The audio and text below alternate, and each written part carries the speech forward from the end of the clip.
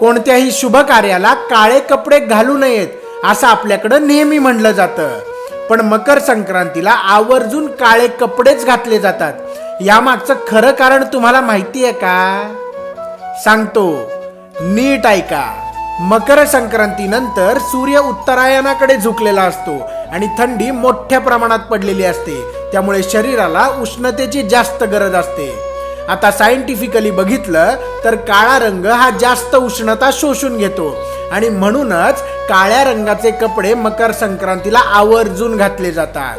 आता ऐतिहासिक दृष्ट्या बघितलं तर पानिपतचं युद्ध सुद्धा मकर संक्रांतीच्या दिवशीच झालं होतं आणि या युद्धामध्ये आपले असंख्य योद्धे धारातीर्थी पडले होते आणि या दिवसाची आठवण म्हणूनच मकर संक्रांतीला काळे कपडे घातले जातात असं सुद्धा मानलं जातं.